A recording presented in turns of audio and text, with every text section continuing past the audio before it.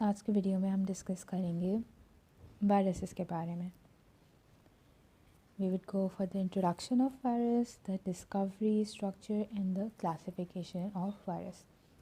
Virus are very minute non-cellular bodies considered between living and non-living. बहुत छोटे होते हैं, हमें नेकेड आई से नज़र नहीं आ सकते हैं.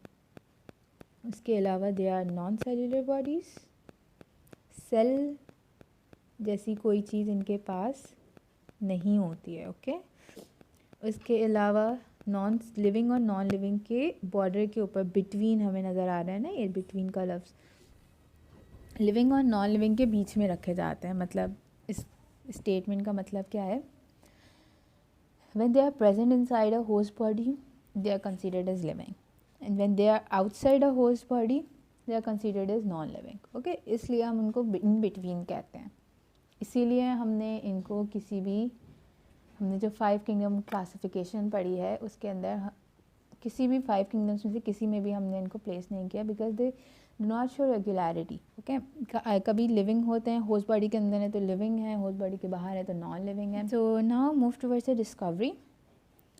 वायरस जो है वायरॉन लफ्ज़ से निकला है जिसका मतलब है पॉइजन.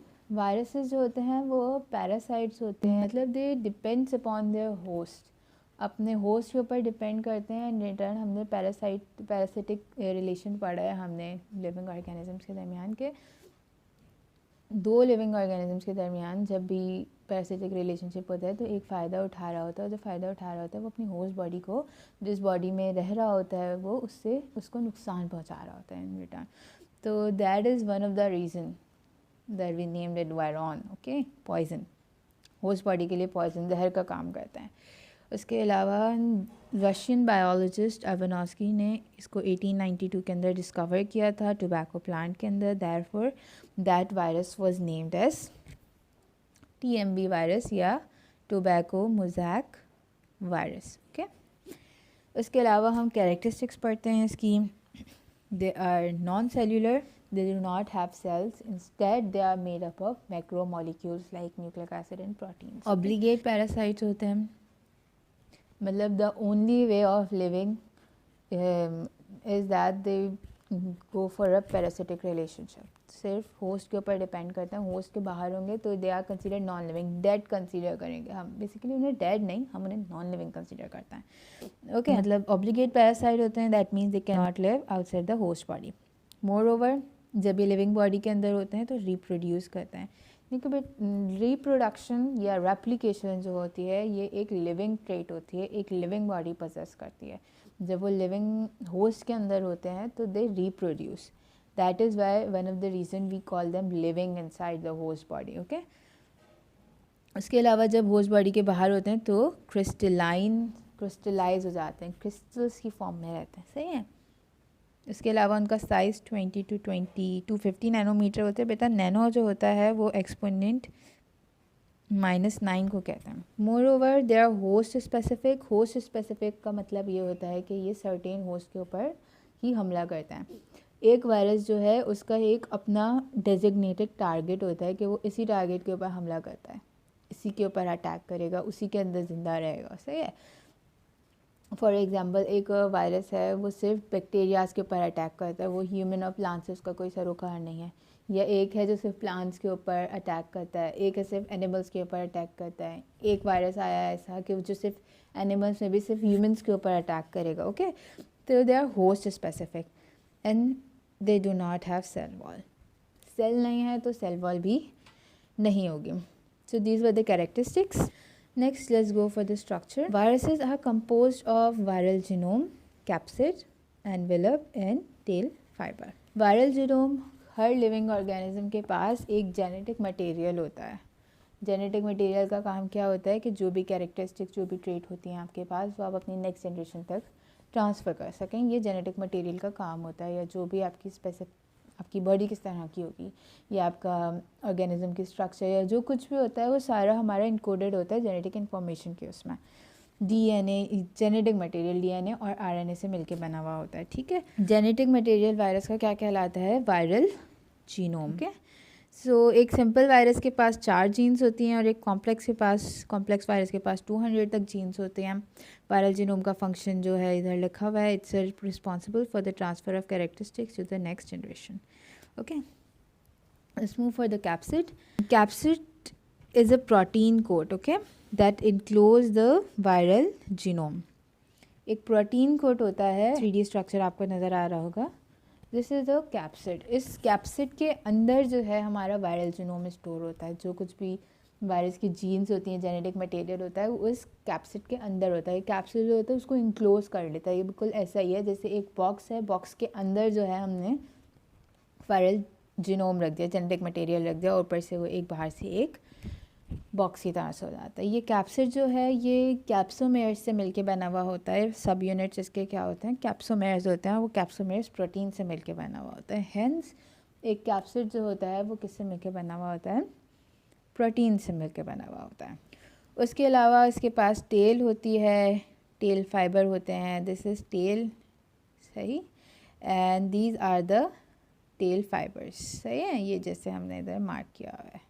टेल फाइबर्स क्या आते हैं. टेल का काम क्या होता है, टेल का काम होता है जो भी इस कैप्सिड के अंदर वायरल जीनोम मौजूद है, ये फ़र्ज़ करें वायरल जीनोम है, ये ट्रांसफ़र करना होस्ट के अंदर. सही है, होस्ट के अंदर ये पूरा वायरस नहीं जाता है, सिर्फ उसका वायरल जीनोम जाता है. ठीक है, तो ये काम क्या होता है, जेनेटिक मटेरियल को होस्ट के अंदर ट्रांसफ़र करने का काम किसका होता है, टेल का होता है. मोर ओवर टेल फाइबर्स का काम क्या होता है, किसी भी सेल के ऊपर, किसी भी होस्ट सेल के ऊपर एंकरिंग का जो काम होता है, उसके ऊपर लैंडिंग का जो काम होता है, उसको वहाँ पे खड़ा रखने का जो काम होता है, इस स्ट्रक्चर को, ये किसका काम होता है, टेल फाइबर का. उसके अलावा जो है इस पूरे कैप्सिड के ऊपर एक और कवरिंग होती है. It's an accessory covering. जैसे इधर मैं एनवेलप को डिस्कस कर रही हूँ. Envelope is a accessory structure. Okay, accessory मतलब क्या, इट्स नॉट नेसेसरी कि तमाम वायरसेस के पास एनवेलप हो. Certain viruses do have envelope and some do not have envelope. It's an accessory feature of a virus. और इसका काम क्या होता है, ये इन्फेक्टिंग प्रॉपर्टीज़ देता है हमारे वायरस को. हमारी होस्ट बॉडी के अंदर जो है इन्फेक्शंस प्रोड्यूस करने के लिए ये एनवेलप काम आता है. ओके, और ये कैप्सिड के बाहर एक और लेयर होती है, वो क्या कहलाती है, एनवेलप कहलाती है. Same. Now move towards the classification of virus. Viruses could be classified into several classes or groups. Unenveloped plus strand RNA. Plus strand जो वायरस होता है हमारे पास, वो उसका टारगेट जो होता है वो सेल ऑर्गेनेलिज, स्पेसिफिकली राइबोसोम होता है. प्लस स्ट्रैंड जहाँ पे भी आप लिखा हुआ देखें प्लस स्ट्रैंड वायरस, टारगेट क्या है उसका, राइबोसोम्स है. ओके, माइनस स्ट्रैंड वायरस जो होता है वो उसका टारगेट होता है न्यूक्लियस. वो डायरेक्ट न्यूक्लियस के ऊपर अटैक करता है. ये तमाम अटैकिंग का एंड इस सब कुछ का पर्पज़ ये होता है कि वो अपने लिए प्रोटीन सिंथेसाइज कर रहा है. भले वो राइबोसोम के ऊपर जाए, आइदर वो न्यूक्लियस के ऊपर जाए और न्यूक्लियस के ऊपर अटैक करे. ये काम क्या करवाता है, ये प्रोटीन सिंथेसिस करवाता है ताकि वो रेप्लिकेट कर सके, अपनी तादाद बढ़ा सके. जितने ज़्यादा प्रोटीन वो होगा, प्रोटीन से मिलकर बना हुआ है ना वायरस, जितना ज़्यादा प्रोटीन सिंथेसिस होगा उतना ही ज़्यादा ये रेप्लिकेट करेगा. Okay, so let's move for the first group, that is unenveloped plus strand RNA. नाम क्या सजेस्ट कर रहा है कि इसके पास एनवेलप नहीं है, एनवेलप एब्सेंट है, और RNA है तो ये इसका वायरल जीनोम किससे मिलके बना हुआ होता है, राइबो न्यूक्लिक एसिड से.